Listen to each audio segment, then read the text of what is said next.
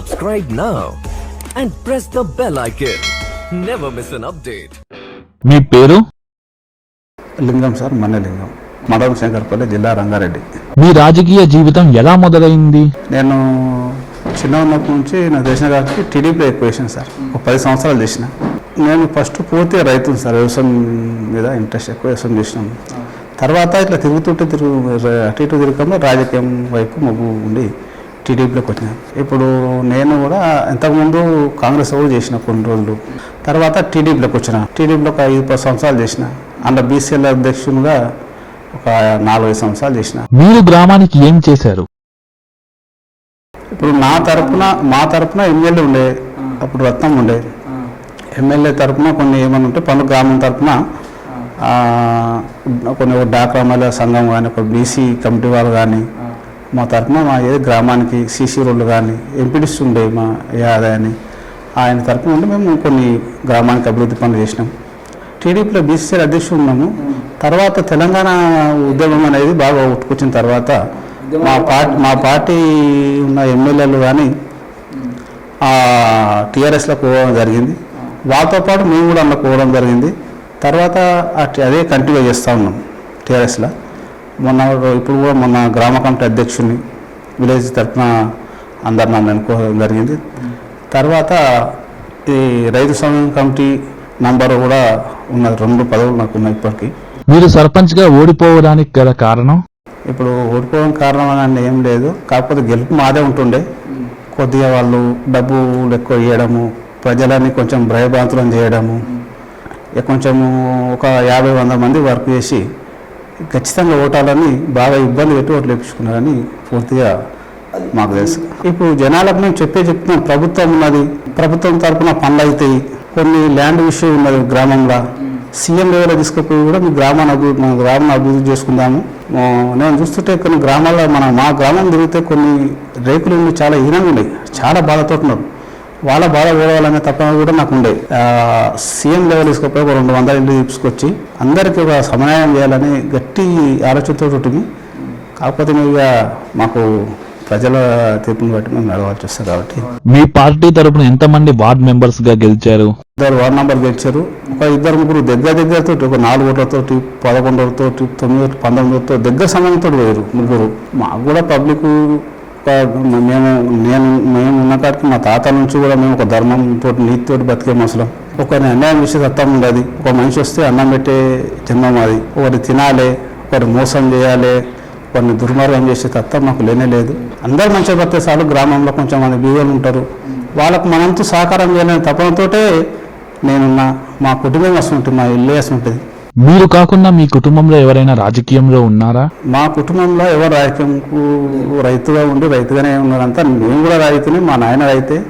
మేము ఈ రాజకీయాలకు పెద్దగా ఇది చేయలేం, కానీ నేను తిరగడం వల్ల ఇది రాజకీయాన్ని ఎంచుకున్నా. ఎందుకు నేను కూడా తిరుగుతున్నా కదా, మా పోటీకల పోదామనే తత్వంతో నేను కూడా బయట జరిగింది. మెల్లమెల్లగా కలవడపోయి బయట ఎగుతున్నా. ఇప్పుడు అదే కంటిన్యూ చేస్తున్నాం. స్థానిక ఎంపీటీసీగా పోటీ చేస్తారా? ఇప్పుడు రిజర్వేషన్ ఉంటుంది. రిజర్వేషన్ ప్రకారము ఏదొస్తుంది అన్న దాని మీద నిర్ణయం. దాని ప్రకారం ఇంకా మా దాంట్లో ఉన్నారు, లీడర్లు ఉన్నారు, వాళ్ళని నిలబెట్టి కూడా మేము రిజర్వేషన్ ప్రకారం గెలిపించుకుంటామని మేము పోటీలు ఉన్నకున్నా నా మనసులో ఉన్నారు, ఎవరినైనా నిలబెట్టి గెలిపిస్తాం. ఎస్సీ వచ్చింది అనుకో, ఎస్సీ తరఫున నిలబెడతాము. బీసీ వస్తే బీసీ, జర్నల్ తరఫున ఇట్లా 3 విభాగాలు ఏ రకంగా వస్తుందో దాన్ని బట్టి మంచి లీడర్ చూసి నిలబెట్టి గెలిపించుకుంటాము. ఇంతకు ముందున్న సర్పంచ్ మీ గ్రామానికి ఏమైనా చేశారా? ఇంతకుముందు నా సర్పంచ్ చాలా మంచివాడు. ఎందుకంటే మేము ఎంబడినాము, చూసినాము. మా సర్పంచ్ ఎట్లా అంటే చేసేకాడికి చేసిన పనులు ప్రభుత్వం తరఫున వచ్చేకాడికి చేసుకుంటూ పోయిండు. రెండో ఏంటంటే ఇంకా కూడా కొత్త ప్రభుత్వం ఏర్పడ కాబట్టి కొన్ని అక్కడ వెళ్ళి కొన్ని నిధులు రాలేవు, ఇళ్ళకి రాలేవు. వాస్తవానికి కొత్త ప్రభుత్వం కాబట్టి కొంచెం అటు ఇటు అయినాయి. అయితే ఇప్పుడు కూడా ఈ మొన్నటి వరకు కూడా సమయం చేద్దామనేది, ఏదో ఇంత చేయాలనే తత్వంతో నడిచే మనిషి అయినా, ఏదో ఉట్టిగా అనాలని అంటే అది కరెక్ట్ కాదు. గ్రామంలోని విద్యా వైద్య సమస్యలపై ప్రభుత్వం ఏమి చేసింది? అప్పట్లో కూడా మా సర్పంచ్ కూడా బాగానే అభివృద్ధి పనులు బాగానే చేసిండు. ఇంకేమైనా ఉంటే కొన్ని జరుగుతుంటాయి, ఒకరు ఉండొచ్చు కూడా, కానీ అన్నీ పూర్తి చేయాలంటే ప్రభుత్వం కొత్త ప్రభుత్వం కాబట్టి అప్పుడు కాలేకపోయినాయి. ఇప్పుడు ఈ ప్రభుత్వము ఇప్పుడు రెండో విడత వచ్చింది కాబట్టి మళ్ళీ మంచి పనులు జరుగుతాయని చెప్పేసి నా అభిప్రాయం, ఫుల్ నమ్మకం ఉన్నది. ఎంతైనా కేసీఆర్ కూడా మిషన్ భగీత వాటర్ ఇంటింటికి ఇవ్వడము, రైతుకు చనిపోతే ఒక 5 లక్షలు ఇవ్వడము, ఒక ఎకరకు 10,000, 8 నుంచి 10,000 పెంచి సంవత్సరానికి 10,000 రూపాయలు ఇస్తుండు. మసాలాకు కానీ ఊరినా కలసోవడం కూళ్ళు బోళ్ళు అన్నీ ఇస్తుండు. ఏమున్నా రైతులకు న్యాయం చేయాలనే సిద్ధాంతం కేసీఆర్కు ఉంది కాబట్టి మంచి లక్ష్యంతో వస్తుండ్రు ముందుకు. ఆయన ప్రజలు కూడా ఆదరించి ఓట్లు వేసి మంచిగా గెలిపించారు. మంచి పనులు వీడికి ఇంకా బాగా వీడికి మంచిగా చేస్తారు. ఎందుకంటే కొత్త ప్రభుత్వం ఏర్పడి మొన్ననే ఏర్పడది, 40 సంవత్సరాలు అవుతుంది. అప్పుడే చేయాలంటే ఎవరు కూడా కష్టమవుతుంది. ఇప్పుడు మంచి పనులు అయితే వీడికెళ్ళి ప్రతి గ్రామానికి తెలంగాణలో మొత్తం అభివృద్ధి పనులు వీడికెళ్ళి స్టార్ట్ అవుతాయి, మంచి జరుగుతుంది. అందరికీ ఇండ్లు వేలకు ఇండ్లు ఇప్పుడు కొత్త పథకం పెట్టినని మా ఎమ్మెల్యే సభ్యులు చెప్పిన 5 లక్షలు ఇస్తుందంట ఇంటికి జాగా చూపెడితే.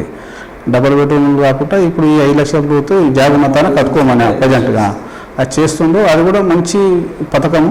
వాళ్ళు ఆ 5 లక్షలతో ఇల్లు కట్టుకోగలుగుతారు, మంచిగా అభివృద్ధి చెందుతారని మాకు నమ్మకం ఉంది. మీ గ్రామంలో రైతులైనా సెటిలర్స్ ఉన్నారా? నోట్ల గ్రామం మొత్తం రైతు గ్రామము.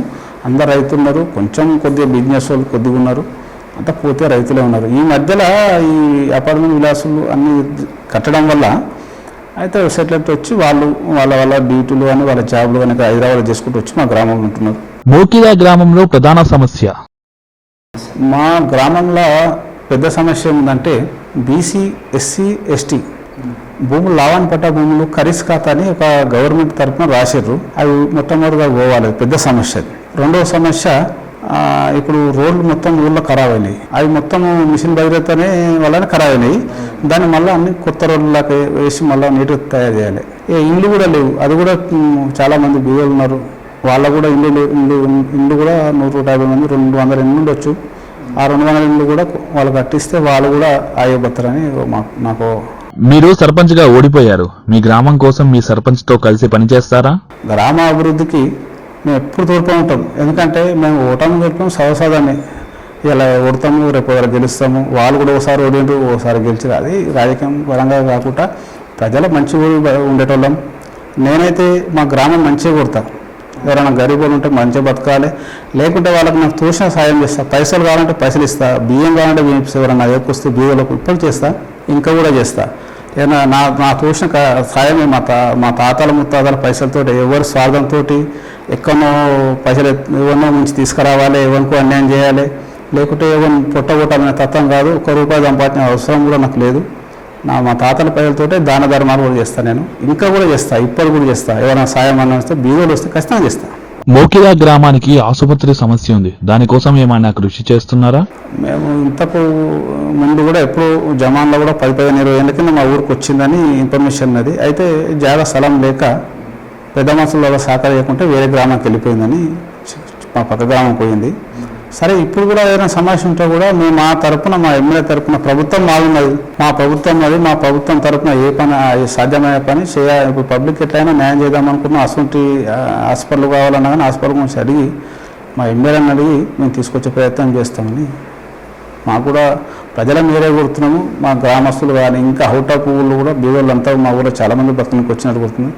ఎంతకైనా హాస్పిటల్ గురించి కూడా మేము ఆలోచన చేసి నిర్ణయం తీసుకుంటాం. మా ఎమ్మెల్యేతో మాట్లాడి వచ్చే ప్రయత్నం చేస్తాం. మీ ఎమ్మెల్యే గారు మీ గ్రామానికి ఏమైనా అభివృద్ధి కార్యక్రమాలు చేశారా? ప్రతి గ్రామం మంచిగా ఉండాలి. నేను కూడా నా సొంత గ్రామం ఎట్లుంటో ఆయన ఇష్టపూర్వకంగా సొంత గ్రామం ఉంటాడు. ఎమ్మెల్యే కూడా హైదరాబాద్లో చాలామంది విలాస జీతాలు గడుపుతారు, కానీ ఆయన పాపం సొంత గ్రామంలో ఒక రైతు బిడ్డగా సొంత గ్రామంలో ఉంటాడు. ఓన్లీ అభివృద్ధి పనులు ప్రతి గ్రామానికి చేద్దామని ఒక కళా సహకారంతో నడుస్తుండు ఎమ్మెల్యే సాబ్. చాలా మంచివాడు. అసలు మంచి నాయకుడు మాకు ఉండడం మా అదృష్టం అనుకోని భావిస్తున్నాం. మీరు సర్పంచ్ గా గెలిచి ఉంటే మీ గ్రామానికి ఎలాంటి అభివృద్ధి చేసేవారు? ఒకవేళ మేము సర్పంచ్ని గెలిస్తే బీసీ, ఎస్సీ, ఎస్టీ భూములు పటువారి ఖరీస్ ఖాతాలు రాసిండ్రు మా ఊళ్ళో. ఆ 200 ఎకరాలు ఉంటుంది. ఆ 200 ఎకరాలు మా ఎమ్మెల్యేకి చెప్పి అది ఖరీస్ ఖాతా నుంచి తీసేయమని ఇంతకుముందు కూడా 2 సార్లు కేటీఆర్ కలిసి పోయి కలవడం జరిగింది. తీసేస్తాను కూడా మాకు మాట ఇచ్చిండు. అయితే మా ఎమ్మెల్యే సాబ్ కూడా నేను తీసేపిస్తాను కూడా మా గ్రామాన్ని కూడా వచ్చి మా గ్రామాన్ని చెప్పి కూడా మాట ఇచ్చిండు. ఆ ఖరీస్ ఖాతా తీసేపిస్తుంటే ఇప్పటికే పోతుంటే మీకు ఒకసారి ప్రయత్నం తీసేపిస్తుంటే ప్రభుత్వం మారుంది కాబట్టి. రెండోది ఏంటంటే మా గ్రామంలో హై స్కూల్ ఎస్ఎస్సి వరకు చేద్దామని ఆలోచన ఉండే. అక్కడ ఈ గ్రామంలో కూడా జాగ కూడా చిన్నగా ఉండే. ఇంకా ప్రభుత్వం ఒక 2 ఎకరాలు తీసుకొని హై స్కూల్ కూడా చేపిస్తుంటే. ఇంకా మూడవది ఏంటంటే గ్రామంలో ఇల్లు లేని వాళ్ళు కూడా ఒక 200 మంది ఉన్నారు. ఆ 200 మంది కూడా పూర్తిగా సీఎం అలౌట్ చేసి 5 లక్షల రూపాయలు ఇస్తాని, ఒక సొంత భూమి ఉంటే 5 లక్షలు ఇస్తాని హామీ ఇచ్చిండు. ఆ 5 లక్షల రూపాయలు ఒక 200 ఇల్లు ఉన్నాయి. ఆ 200 ఇళ్ళకు ఇచ్చి ఆ ఇల్లు కూడా కట్టిద్దామని ఆలోచనతో ఉన్నాము. కొన్ని అభివృద్ధి పనులు చేద్దామని మేము స్వచ్ఛందంగా ఆలోచన చేసి పెట్టుకున్నాము. గ్రామాన్ని మంచి అభివృద్ధి పథకంలో నడిపిద్దామని, మంచి అభివృద్ధి చేద్దామనే సిద్ధాంతం నాకు గట్టిగా ఉండే. అండర్ కూడా మేము దాన్ని మొత్తం క్లియర్ చేసి మంచిగా నీట్గా చేసి, రోడ్లు కూడా సీసీ రోడ్లు కూడా అన్నీ డ్యామేజ్ అయినాయి, అవన్నీ కూడా నీట్గా చేసి గ్రామాన్ని మంచి అభివృద్ధి చేద్దామనే ఉద్దేశంతో మేము ఉన్నాము. Please don't forget to subscribe our YouTube channel ET Unlimited for more fun and entertainment.